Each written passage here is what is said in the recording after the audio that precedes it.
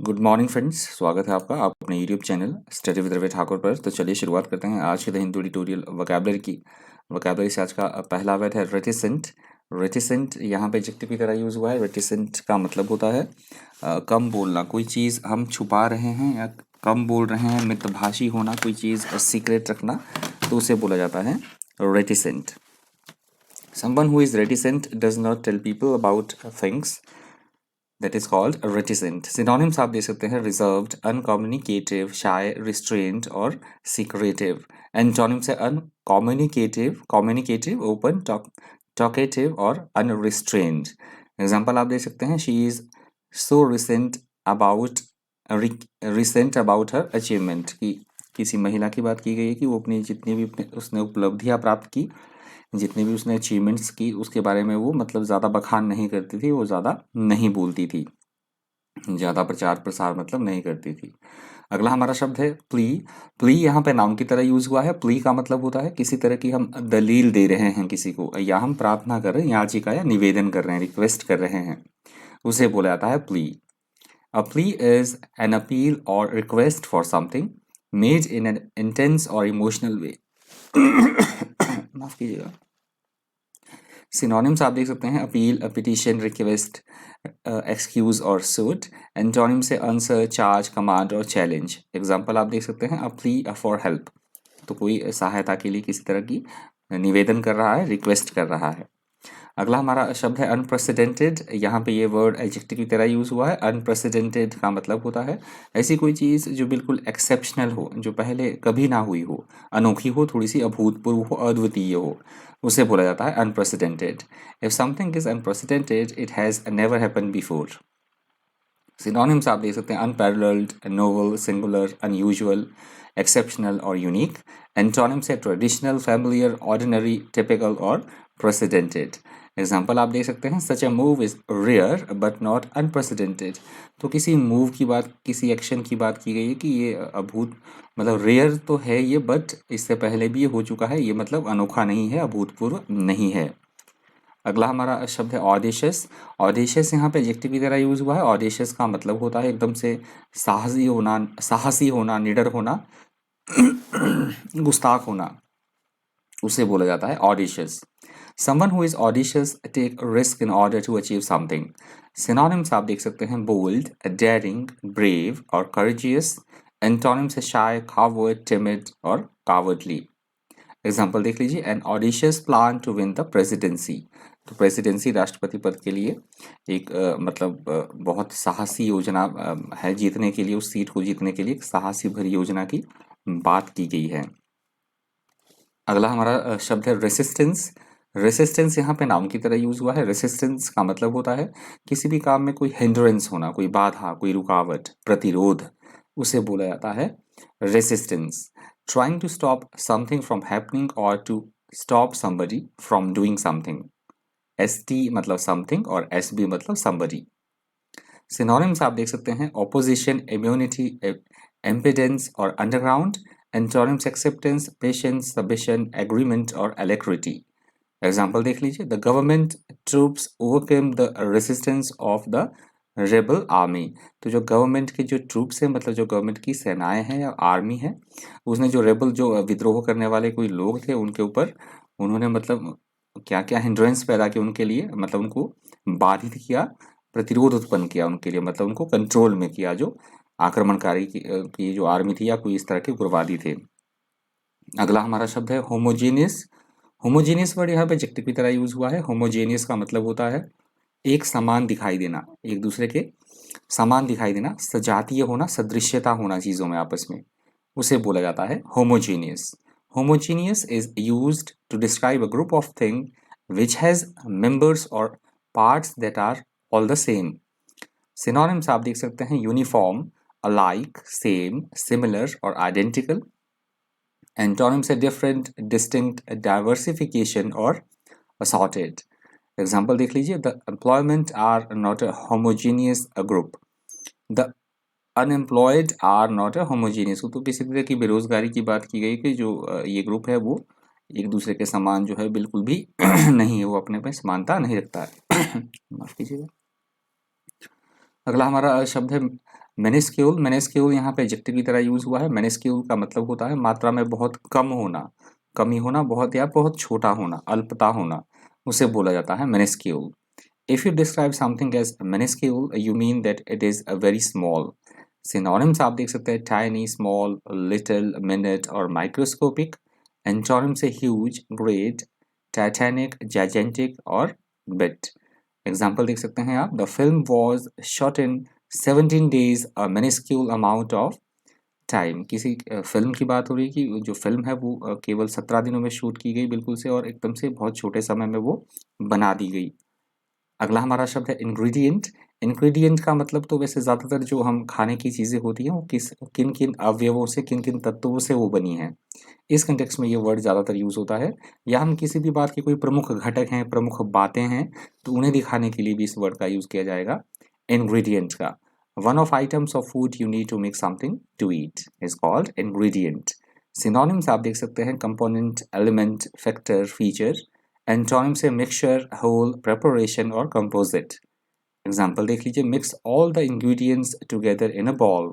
तो वही बोला गया है, जो कोई खाने की चीज़ बन रही है कि सभी इंग्रेडिएंट्स जो अवयव हैं उन्हें एक बाउल में जो है मिक्स कर लो, मिश्रण उनका कर लो। अगला हमारा शब्द है प्रोमिनेंस। प्रोमिनेंस यहाँ पे नाउन की तरह यूज हुआ है। प्रोमिनेंस का मतलब होता है हम किसी चीज़ की प्रमुखता दिखाना चाह रहे हैं, कोई चीज़ कितनी इंपॉर्टेंट है, विशिष्ट है, प्रमुखता, प्राधान्यता किसी चीज़ की, उसे बोला जाता है prominence. If someone or something is in a position of prominence they are well known and important. Synonyms आप देख सकते हैं eminence, importance, distinction, celebrity. Antonyms obscurity, depression, unimportance और हॉलो। एग्जाम्पल देख लीजिए, crime prevention had to be given more prominence, कि अपराध को रोकना, जो बहुत अपराध को रोकने के लिए बहुत ज़्यादा मतलब प्राथमिकता से काम किया जाना चाहिए, उसको प्रमुखता दी जानी चाहिए, विशिष्टता दी जानी चाहिए अपराध को रोके जाने के लिए। अगला हमारा शब्द है रिजेंटमेंट। अब ये तो वर्ड रट ही गया होगा आपको, बहुत बार 2-3 दिन से लगातार ये रिपीट हो रहा है वर्ड। रिजेंटमेंट का मतलब होता है नाराजगी या नाखुशी या क्रोधित होना किसी से, that is called resentment. Resentment is bitterness and anger that someone feels about something. Synonyms आप देख सकते हैं बिटरनेस, एनिमोसिटी, इंडिग्नेशन और रैंकर। एंटोनिम से हेल्पफुलनेस, ब्लेसिंग, टुगेदरनेस और लव। एंटोनिम देख लीजिए, एग्जाम्पल देख लीजिए, she expressed resentment eight being interviewed bye a social worker. तो किसी महिला की बात हो रही है कि उसने आपत्ति जताई, नाराजगी जताई, नाखुशी जताई कि उसका जो इंटरव्यू है, साक्षात्कार है, वो एक सोशल वर्कर के द्वारा लिया गया, तो इस पे उसने नाराजगी जताई, नाखुशी जताई। अगला हमारा शब्द है इनक्रिमिनेटिंग। यहाँ से दूसरा एडिटोरियल भी शुरू हो रहा है, हेडिंग देख सकते हैं। इनक्रिमिनेटिंग का मतलब होता है किसी पे किसी तरह कोई मतलब अपराधी घोषित करना, किसी को दोषी ठहराना कि उसने कोई गलत काम किया है, उसे बोला जाता है incriminating. If something incriminates you, it suggests that you are responsible for something bad, especially a crime. Synonyms आप देख सकते हैं incriminatory, damning, condemnatory, inculpating. Antonyms से clearing, absolve, acclaim और admire. Example आप देख सकते हैं, the police searched the house but found nothing to incriminate the man. तो बात हो रही है एक आदमी की कि उस आदमी का घर जो है पुलिस ने पूरा छान मारा, किसी मतलब कि वो अपराधी घोषित किया जा सके, दोषी घोषित उसको किया जा सके, परंतु उन्हें इस तरह का कोई भी चीज़ वहाँ पे जो है वो नहीं मिली। अगला हमारा शब्द है आउटरीच। आउटरीच यहाँ पे नाउन की तरह यूज हुआ है। आउटरीच का मतलब होता है बहुत अधिक क्रोध उत्पन्न करने वाली कोई स्थिति, या ऐसी कोई चीज़ जो बहुत बुरी स्थिति में हो, बहुत बुरी अवस्था में हो, उसे बोला जाता है outreach. If you are outreached by something it makes you extremely angry and shocked. Synonyms आप देख सकते हैं अफरंट, ऑफेंड, एट्रोसिटी और इंसल्ट। एंटोनिम से calm, डिलाइट, प्लीज और cheer। एग्जाम्पल देख लीजिए, it's an outreach that such poverty should exist in the 21st century. तो ये बहुत ही बड़ी मतलब एक विडंबना भी है, बहुत बड़ी दुख की बात भी है कि अभी भी 21वीं सदी में हम हैं और अभी भी काफ़ी सारी जो है वो पॉवर्टी, गरीबी इस तरह की जो है एग्जिस्ट कर रही है, करती है अभी भी। अगला हमारा शब्द है एंडेंजर्ड। एंडेंजर्ड यहाँ पे एडजेक्टिव की तरह यूज हुआ है। एंडेंजर्ड का मतलब होता है अस्तित्व खतरे में होना किसी चीज़ का, या हाई रिस्क पे होना कोई चीज़, बहुत ज़्यादा खतरे में होना, उसे बोला जाता है endangered. To endanger something or someone means to put them in a situation where they might be harmed or destroyed completely. Synonyms आप देख सकते हैं threatened, at risk, jeopardized, vulnerable. Antonyms है protected, safe, secure और safeguarded. Example देख लीजिए. The debate could endanger the proposed mindset peace talks. माफ़ कीजिए, माइंडसेट नहीं है, मिड ईस्ट है. तो किसी तरह के बहस की बात की गई कि इस तरह की बहस जो है वो जो मिड ईस्ट में किसी तरह की पीस टॉक्स होनी है, उनके बीच में शांति वार्ता होनी है, उसको उसके अस्तित्व के जो है ये बहस खतरे में डाल सकती है, मतलब जोखिम में डाल सकती है, इस तरह की अगर डिबेट होती है तो.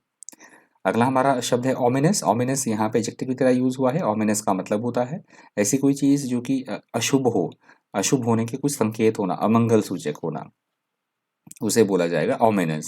Seeming evil or dangerous, making you feel that something bad will happen. Synonyms आप देख सकते हैं ominous, threatening, evil, wicked और sinister. Antonyms है good, benevolent, benign और auspicious. एग्जाम्पल देख लीजिए. Those black clouds are look a bit ominous. तो जो वो काले बादल है कुछ किसी तरह के शुभता के संकेत है कि मौसम बहुत ज़्यादा खराब होगा या आंधी तूफान आने वाला है, तो इसका ये संकेत है जो काले बादल हैं. अगला हमारा शब्द है डेटेरियोरेटिंग. डेटेरियोरेटिंग यहाँ पे वर्ब की तरह यूज हुआ है. डेटेरियोरेटिंग का मतलब होता है पहले ही कोई प्रॉब्लम है, समस्या है, तो उसका और ज़्यादा से बिगड़ जाना, स्थिति का और ज़्यादा खराब हो जाना, उसे बोला जाता है डेटेरियोरेटिंग. या किसी चीज़ को दूषित करने की सेंस में भी इस वर्ड का यूज हो जाता है डेटेरियोरेटिंग का. If something deteriorates it become worse in some way. Synonyms आप देख सकते हैं डिक्लाइन, degenerate, worsen और fail. Antonyms improve, recover, develop और better. Example देख लीजिए. There are fears that the situation might deteriorate into full scale war. कि इस तरह का डर है कि किसी तरह की कोई पहले ही थोड़ी खराब कोई स्थिति है, तो ये जो है वो मतलब पूरी तरह से युद्ध में बदल सकती है, मतलब स्थिति और ज़्यादा खराब हो सकती है. तो ये लास्ट वर्ड था आज की द हिंदू ट्यूटोरियल वोकैबुलरी का. रिवीजन करते हैं फटाफट से, कितनी चीज़ें हमें थोड़ी सी याद रहीं, रिवाइज करने की कोशिश करते हैं. पहला हमारा शब्द था रेटिसेंट. रेटिसेंट का मतलब होता है बहुत ज़्यादा कम बोलना, चुप्पी साधे रहना या गोपनीय रखना बातों को. बहुत कम बोलना, ज़्यादा जल्दी जल्दी चीज़ों को उजागर ना करना, रिवील ना करना, चुप्पी साधे रहना, उसे बोला जाता है रेटिसेंट. अगला हमारा शब्द था प्ली. प्ली का मतलब होता है किसी तरह की कोई दलील देना. कोर्ट में ये ज़्यादा वर्ड यूज होता है, जुडिशरी में प्ली. तो रिक्वेस्ट करना किसी से, किसी तरह की कोई दलील देना, याचिका करना, प्रार्थना करना, उसे बोला गया है प्ली. अगला हमारा शब्द था अनप्रेसिडेंटेड. अनप्रेसिडेंटेड का मतलब होता है ऐसी कोई चीज़ जो कि अनयूजुअल हो, पहले कभी ना हुई हो, अभूतपूर्व हो, अद्वितीय हो, उसे बोला जाएगा अनप्रेसिडेंटेड. अगला हमारा शब्द था ऑडिशियस. ऑडिशियस का मतलब होता है बहुत ज़्यादा निर्भीक होना, साहसी होना, निडर होना, उसे बोला जाएगा ऑडिशियस, या इस तरह के काम करना. अगला हमारा शब्द था रेसिस्टेंस. रेसिस्टेंस का मतलब होता है किसी काम में किसी तरह की कोई बाधा, अड़चन, कोई रुकावट, अवरोध की स्थिति, गतिरोध की स्थिति, उसे बोला गया था रेसिस्टेंस. अगला हमारा शब्द था होमोजेनियस. होमोजेनियस का मतलब होता है ऐसी चीज़ें जो कि आपस में समानता रखती हो, सिमिलैरिटी हो, जिसमें आपस में सादृश्यता होना चीज़ों में आपस में, मतलब समानता होना, सेमनेस होना, उसे बोला जा गया था होमोजेनियस. अगला हमारा शब्द था मिनिस्क्यूल. मिनिस्क्यूल का मतलब होता है मात्रा में बहुत कम होना, बहुत माइन्यूट होना, अल्पता होना, बहुत कम मात्रा में होना या बहुत छोटा होना, उसे बोला गया था मिनिस्क्यूल. अगला हमारा शब्द था इंग्रेडिएंट. इंग्रेडिएंट का मतलब होता है वैसे खाने, जो हम चीज़ें खाते हैं तो वो किन किन चीज़ों से बनी, किन किन कौन कौन से घटक हैं उसमें, उस कंटेक्स्ट में ज़्यादातर ये वर्ड यूज़ होता है इंग्रेडिएंट. या हम किसी भी बात के प्रमुख प्रमुख बातें हम बताना चाह रहे हैं, मेन मेन पॉइंट्स हम बताना चाह रहे हैं, तो उसे भी उस को इंडिकेशन करने के लिए भी इंग्रेडिएंट का यूज़ किया जाएगा. अगला हमारा शब्द था प्रोमिनेंस. प्रोमिनेंस का मतलब होता है किसी भी चीज़ की कोई प्राधान्यता हो, कहीं पे प्रमुखता हो, विशिष्टता हम दिखाना चाह रहे हैं, कितनी इंपॉर्टेंट है कोई चीज़, उसे बोला गया है प्रोमिनेंस. अगला हमारा शब्द था रिजेंटमेंट. ये तो बड़ा इजी वर्ड है, बहुत बार रिपीट हो चुका है. रिजेंटमेंट का मतलब होता है किसी तरह की नाराज़गी होना, हम किसी से नाराज़ हैं या हम क्रोधित हैं किसी से, तो उसे बोला जाएगा रिजेंटमेंट. अगला हमारा शब्द था इनक्रिमिनेटिंग. इनक्रिमिनेटिंग का मतलब होता है किसी को दोषी ठहराना, अपराधी ठहराना, उसे बोला गया है इनक्रिमिनेटिंग. अगला हमारा शब्द था आउटरीच. आउटरीच का मतलब होता है बेवजह ही कहीं पे अव्यवस्था होना, या मतलब बहुत ज़्यादा गुस्सा करना किसी चीज़ के ऊपर, या हड़बड़ाहट की स्थिति, अव्यवस्था की स्थिति, उसे बोला गया है आउटरीच. अगला हमारा शब्द था एंडेंजर्ड।